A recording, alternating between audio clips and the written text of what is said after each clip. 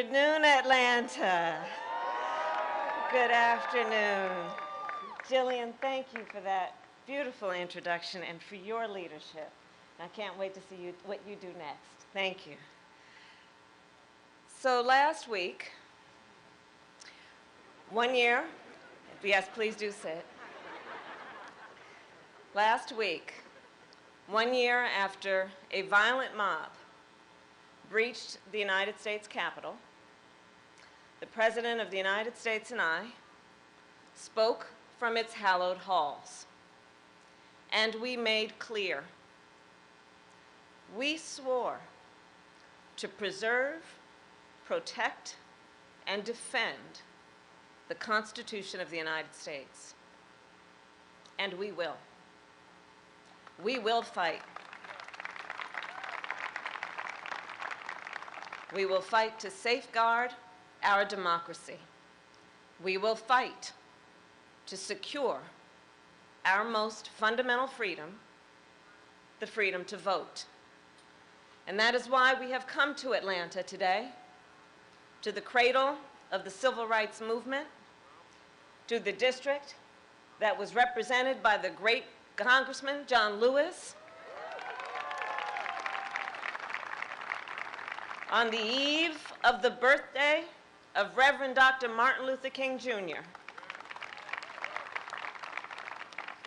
More than 55 years ago, men, women, and children marched from Selma to Montgomery to demand the ballot.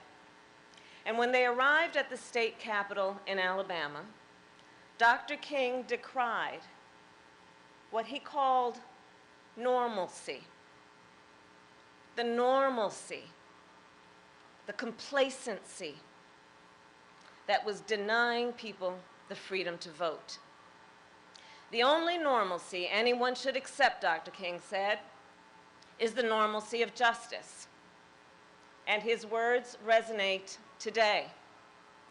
Over the past few years, we have seen so many anti-voter laws that there is a danger of becoming accustomed to these laws, a danger of adjusting to these laws as though they are normal, a danger of being complacent, complicit. Anti-voter laws are not new in our nation, but we must not be deceived into thinking they are normal.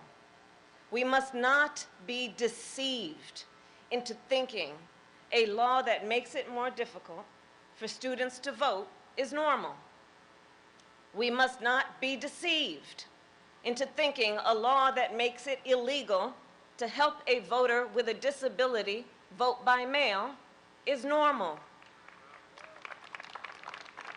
There is nothing normal about a law that makes it illegal to pass out water or food to people standing in long voting lines. And I have met with voters in Georgia. I have heard your outrage about the anti-voter law here and how many voters will likely be kept from voting. And Georgia is not alone.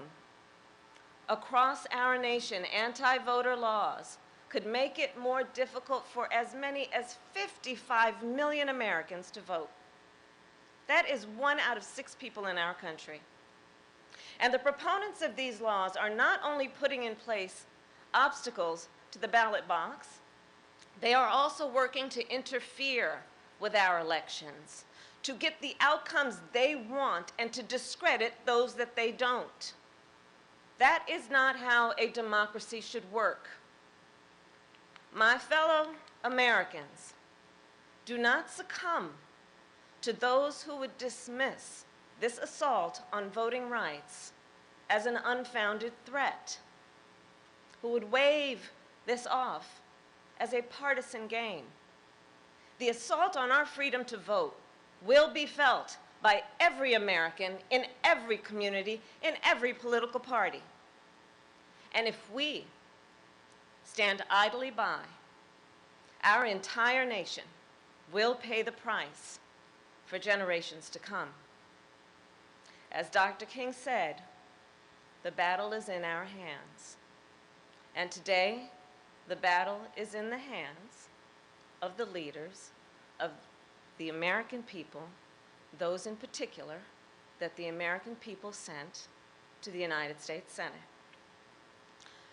Two landmark bills sit before the United States Senate: the John Lewis Voting Rights Advancement Act and the Freedom to Vote Act. And these two bills represent the first real opportunity to secure the freedom to vote since the United States Supreme Court gutted the Voting Rights Act nearly a decade ago. We do not know when we will have this opportunity again. Senate Republicans have exploited arcane rules to block these bills. And let us be clear, the Constitution of the United States gives the Congress the power to pass legislation, and nowhere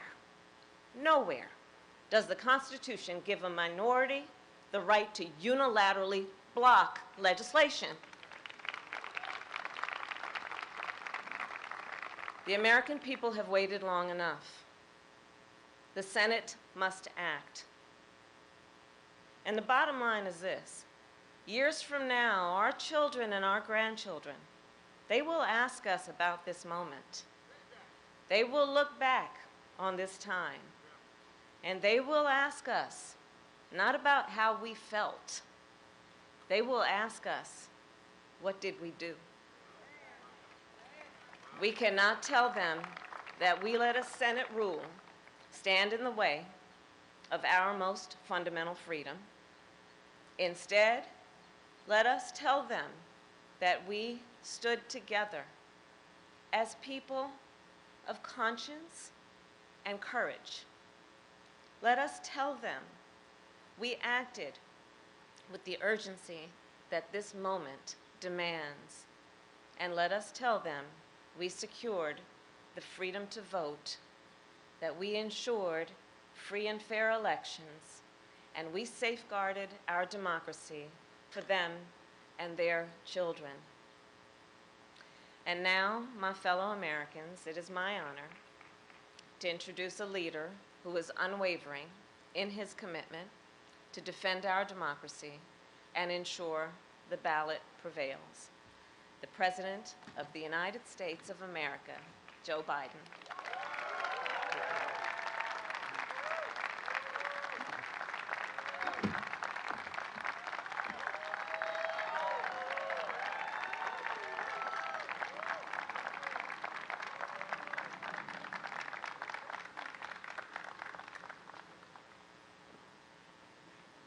In our lives, in the lives of our nation, life of our nation, there are moments so stark that they divide all that came before and everything that followed. They stop time. They rip away the trivial from the essential. And they force us to confront hard truths about ourselves, about our institutions, and about our democracy. In the words of Scripture, they remind us to hate evil, love good, and establish justice in the gate. Last week, President Harris and I stood in the United States Capitol to observe one of those before and after moments in American history. January 6th insurrection on the citadel of our democracy. Today, we come to Atlanta, the cradle of civil rights, to make clear what must come after that dreadful day when a dagger was literally held at the throat of American democracy.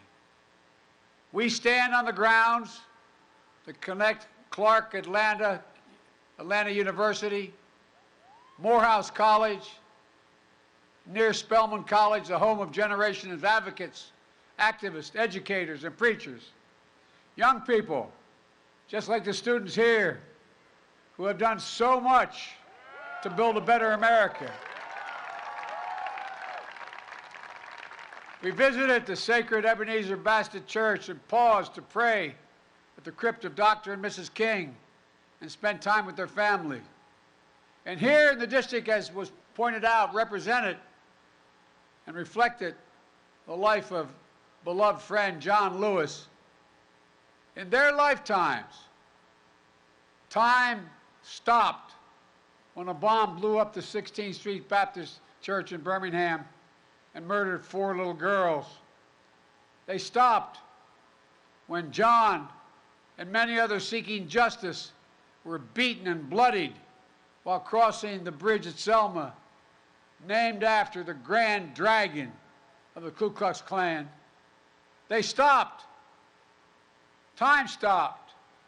They forced the country to confront the hard truths and to act to keep the promise of America alive, the promise that holds that we're all created equal, but more importantly, deserve to be treated equally. And from those moments of darkness and despair came light and hope. Democrats, Republicans, and Independents worked to pass the historic Civil Rights Act and the voting rights legislation.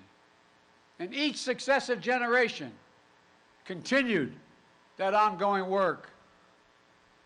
But then, the violent mob of January 6, 2021, empowered and encouraged by a defeated former president, sought to win through violence what he had lost at the ballot box, to impose the will of the mob, to overturn a free and fair election, and for the first time in American history, to stop the peaceful transfer of power. They failed. They failed. But democracy's victory was not certain, nor is democracy's future. That's why we're here today, to stand against the forces in America that value power over principle, forces that attempted a coup against the legally expressed will of the American people by sowing doubt, inventing charges of fraud, and seeking to steal the 2020 election from the people. They want chaos to reign. We want the people to rule. Let me be clear. This is not about me or Vice President Harris or our party. It's about all of us. It's about the people. It's about America. Hear me plainly. The battle for the soul of America is not over. We must stand strong and stand together to make sure January 6th marks not the end of democracy, but the beginning of a renaissance of our democracy. You know, for the right to vote and to have that vote counted is democracy's threshold liberty. Without it, nothing is possible. But with it, anything is possible. But while the denial of fair and free elections is undemocratic, it is not unprecedented. Black Americans were denied full citizenship voting rights until 1965. Women were denied the right to vote just 100 years ago. The United States Supreme Court in recent years has weakened the Voting Rights Act. And now, the defeated former president and his supporters used the big lie about the 2020 election to fuel torment and anti-voting laws. New laws designed to suppress your vote, to subvert our elections. Here in Georgia, for years, you've done the hard work of democracy, registering voters, educating voters, getting voters to the polls. You've built a broad coalition of voters, black, white, Latino, Asian American, urban, suburban, rural, working class and middle class, and it's worked. You've changed the state by bringing more people legally to the polls. That's how you won the historic elections for Senator Raphael Warnock and Senator John Ossoff. You did it the right way, the democratic way. And what's been the reaction of Republicans in Georgia? Choose the wrong way, the undemocratic way. To them, too many people voting in a democracy is a problem. So they're putting up obstacles. For example, voting by mail is a safe and convenient way to get more people to vote. So they're making it harder for you to vote by mail. The same way, I might add, in the 2020 election, President Trump voted from behind the desk in the White House in Florida, dropping your ballots off to secure drop boxes. It's safe, it's convenient, and you get more people to vote. So they're limiting the number of drop boxes and the hours you can use them. Taking away the options has a predictable effect. Longer lines at the polls. Lines that can last for hours. You've seen it with your own eyes. People get tired. They get hungry. When the Bible teaches us to feed the hungry and give water to the thirsty, the new Georgia law actually makes it illegal. Think of this. I mean, it's 2020, and now 22 going into that election. It makes it illegal to bring your neighbors, your fellow voters, food or water while they wait in line to vote. What in the heck are we talking about? I mean, think about it. That's not America. That's what it looks like when they suppress the right to vote. And here's how they plan to subvert the election. The Georgia Republican Party, the state legislature, has now given itself the power to make it easier for partisan actors, their cronies, to remove local election officials. Think about that. What happened the last election? The former president and allies pursued, threatened, and intimidated state and local election officials. Election workers, ordinary citizens, were subject to death threats, menacing phone calls, people stalking them in their homes. Remember what the defeated former president said to the highest-ranking election official, a Republican in this state?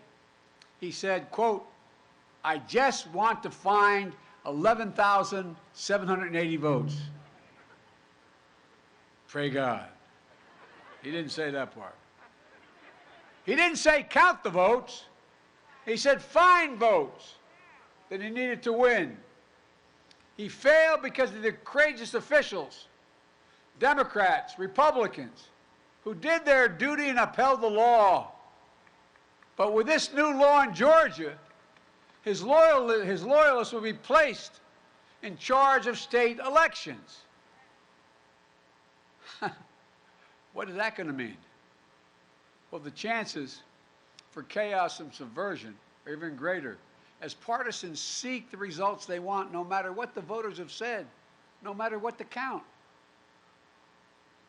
The votes of nearly 5 million Georgians will be up for grabs if that law holds. It's not just here in Georgia. Last year alone, 19 states not proposed but enacted 34 laws attacking voting rights. There were nearly 400 additional bills Republican members of state legislatures tried to pass. And now, Republican legislators in several states have already announced plans to escalate the onslaught this year. Their end game? To turn the will of the voters into a mere suggestion, something states can respect or ignore. Jim Crow 2.0 is about two insidious things: voter suppression and election subversion. It's no longer about who gets to vote. It's about making it harder to vote. It's about who gets to count the vote and whether your vote counts at all. It's not hyperbole. This is a fact. Look, this matters to all of us. The goal of the former president and his allies is to disenfranchise anyone who votes against them. Simple as that. The facts won't matter. Your vote won't matter. They'll just decide what they want and then do it. That's the kind of power you see in totalitarian states, not in democracies. We must be vigilant, and the world is watching.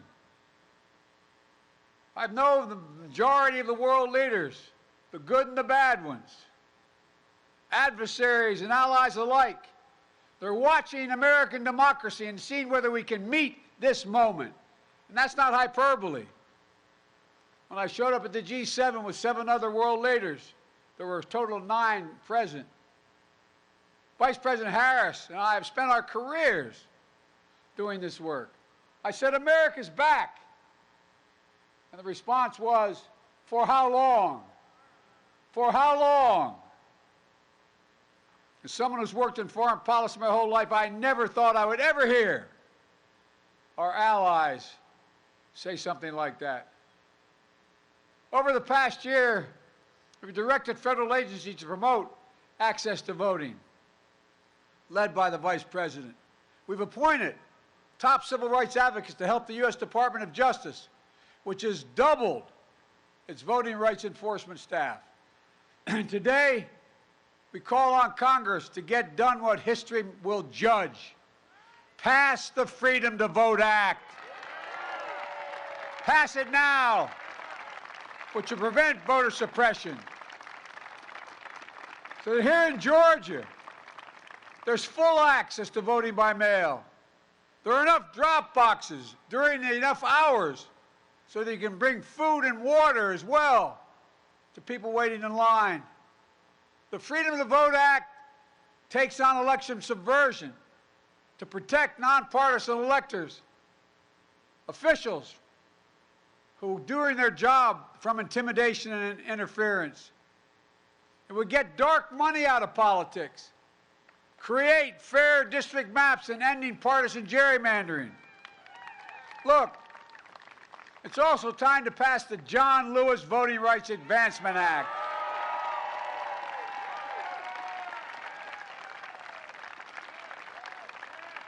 I've been having these quiet conversations with the members of Congress for the last 2 months. I'm tired of being quiet. Folks, it'll restore the strength of the Voting Rights Act of '65, the one President Johnson signed after John Lewis was beaten, nearly killed on Bloody Sunday, only to have the Supreme Court weakened it multiple times over the past decade. Restoring the Voting Rights Act would mean that Justice Department can stop discriminatory laws before they go into effect. Before they go into effect. The Vice President and I have supported voting rights bills since day one of this administration, but each and every time, Senate Republicans have blocked the way. Republicans oppose even debating the issue. You hear me? I've been around the Senate a long time.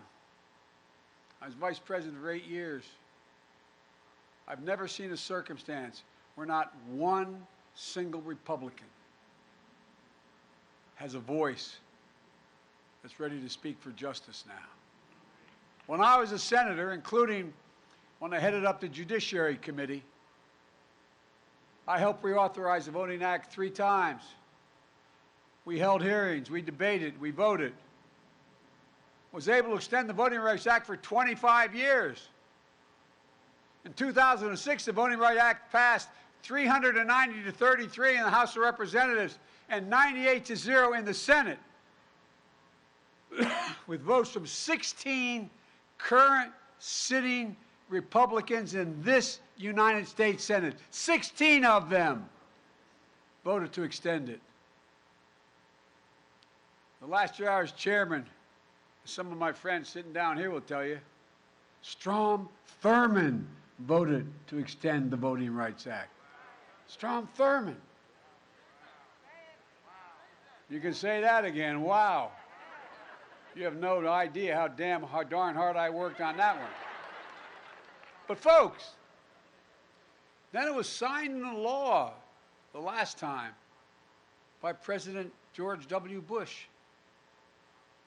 You know, when we get voting rights extended in 1980, as I said, even Thurmond supported it. Think about that. The man who led one of the longest filibusters in history in the United States Senate, 1957, against the Voting Rights Act.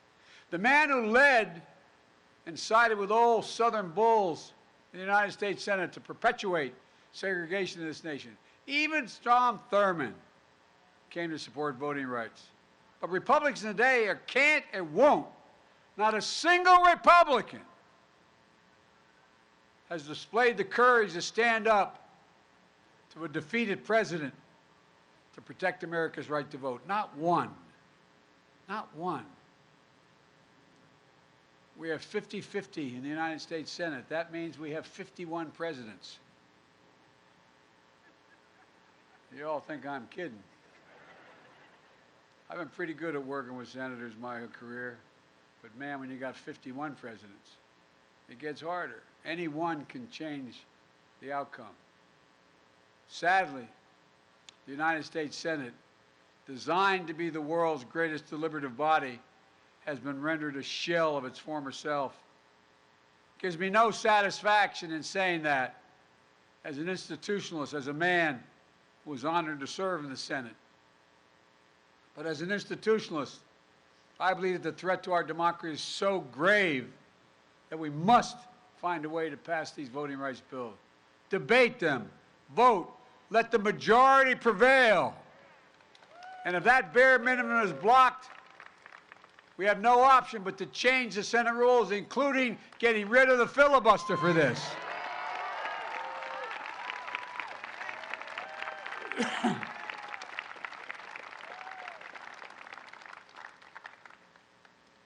You know, last year, if I'm not mistaken, the filibuster was used 154 times. The filibuster has been used to generate compromise in the past, promote some bipartisanship, but is also used to obstruct, including especially obstruct civil rights and voting rights. And when it was used, senators traditionally used to have to stand and speak at their desk for however long it took. And sometimes it took hours. And when they sat down, if no one immediately stood up, anyone could call for a vote or the debate ended. But that doesn't happen today. Senators no longer even have to speak one word. Filibuster is not used by Republicans to bring the Senate together, but to pull it further apart. Filibuster is weaponized and abused. While the state legislative assaults on voting rights is simple, all you need in your House and Senate is a pure majority. In the United States Senate, it takes a supermajority, 60 votes, even to get a vote, instead of 50 to protect the right to vote. State legislators can pass anti-voting laws with simple majorities.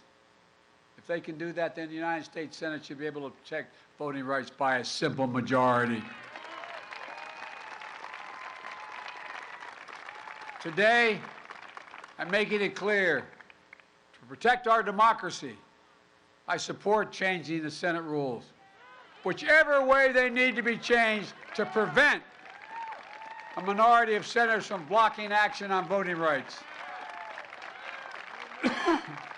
When it comes to protecting majority rule in America, the majority should rule in the United States Senate. I make this announcement with careful deliberation, recognizing the fundamental right to vote is a right from which all other rights flow. And I make it with an appeal to my Republican colleagues, to those Republicans who believe in the rule of law, restore the bipartisan tradition of voting rights. The people who restored it, who abided by it in the past were Richard Nixon, Gerald Ford, Ronald Reagan, George H.W. Bush, George W. Bush. They all supported the Voting Rights Act. Don't let the Republican Party morph into something else. Restore the institution of the Senate the way it was designed to be. Senate rules were just changed to raise the debt ceiling so we wouldn't renege on our debt for the first time in our history, prevent an economic crisis. That was done by a simple majority. As Senator Warnock said a few weeks ago in a powerful speech, if we change the rules to protect the full faith and credit of the United States, we should be able to change the rules to protect the heart and soul of our democracy. He was right. In the days that followed John Lewis's death, there was an outpouring of praise and support across the political spectrum. But as we stand here today, it isn't enough just to praise his memory. We must translate eulogy into action. We need to follow John Lewis's footsteps. We need to support the bill in his name. Just a few days ago, we talked about, up in the Congress and the White House, the event coming up shortly to celebrate Dr. King's birthday. And Americans of all stripes will praise him for the content of his character. But as Dr. King's family said before, it's not enough to praise their father. They even said, on this holiday, don't celebrate his birthday unless you're willing to support what he lived for and what he died for. The next few days, when these bills come to a vote, will mark a turning point in this nation's history. We will choose. The issue is, will we choose democracy over autocracy, light over shadows, justice over injustice? I know where I stand. I will not yield. I will not flinch. I will defend the right to vote, our democracy against all enemies, foreign and, yes, domestic. And the question is, where will the institution of the United States Senate stand? Every senator, Democrat, Republican, and Independent, will have to declare where they stand, not just for the moment, but for the ages. Will you stand against voter suppression? Yes or no? That's the question they'll answer. Will you stand against election subversion? Yes or no? Will you stand for democracy? Yes or no? And here's one thing every senator and every American should remember. History has never been kind to those who've sided with voter suppression over voters' rights. And it'll even be less kind for those who side with election subversion. So I ask every elected official in America, how do you want to be remembered? At consequential moments in history, they present a choice. Do you want to be on the side of Dr. King or George Wallace? Do you want to be on the side of John Lewis or Bull Connor? Do you want to be on the side of Abraham Lincoln or Jefferson Davis? This is the moment to decide, to defend our elections, to defend our democracy. And if you do that, you will not be alone. That's because the struggle to protect voting rights has never been born by one group alone. We saw freedom riders of every race, leaders of every faith marching arm in arm, and yes, Democrats and Republicans in Congress of the United States and in the presidency. I did not live the struggles of Douglas, Tubman, King, Lewis, Goodman, Cheney, Swerner, countless others, known and unknown. I did not walk in the shoes of generations of students who walked these grounds, but I walked other grounds because I'm so damn old I was there as well.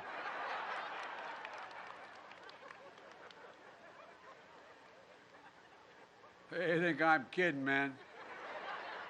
Seems like yesterday, the first time I got arrested. Anyway. But their struggles here, they were the ones that opened my eyes as a high school student in the late 50s and early 60s. They got me more engaged in the work of my life. And what we're talking about today is rooted in the very idea of America. The idea that Annelle Ponder, who graduated from Clark Atlanta, captured in a single word. She was a teacher and a librarian who was also an unyielding champion of voting rights. In 1963, when I was just starting college and university after registering voters in Mississippi, she was pulled off a bus, arrested and jailed, where she was brutally beaten. In her cell, next to her, was Fannie Lou Hamer, who described the beating this way, and I quote, "I could hear the sounds of the licks and the horrible screams. They beat her. I don't know for how long.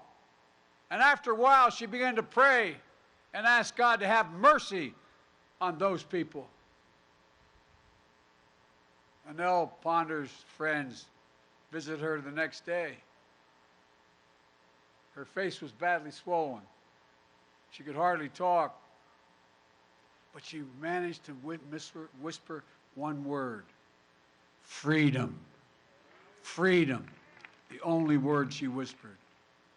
After nearly 250 years since our founding, that singular idea still echoes, but it's up to all of us to make sure it never fades, especially the students here, your generation, that just started voting, as there are those who are trying to take away that vote you just started to be able to exercise. But the giants we honor today were your age when they made clear who we must be as a nation. Not a joke. Think about it. In the early 60s, they were sitting where you're sitting. They were you. And like them, you give me much hope for the future. Before and after in our lives, in the life of this nation, democracy is who we are, who we must be, now and forever. So let's stand in this breach together. Let's love good, establish justice in the gate. And remember, as I said, this is one of those defining moments in American history. Each of those who vote will be remembered by class after class in the 50s and 60s, the 2050s and 60s. Each one of the members of the Senate is going to be judged by history on where they stood before the vote and where they stood after the vote. There's no escape. So let's get back to work. As my grandfather Finnegan used to say every time I walked out the door in Scranton, he'd say, "Joey, keep the faith." Then he'd say, "No, Joey, spread it. Let's spread the faith and get this done." May God bless you all, and may God protect the sacred right to vote.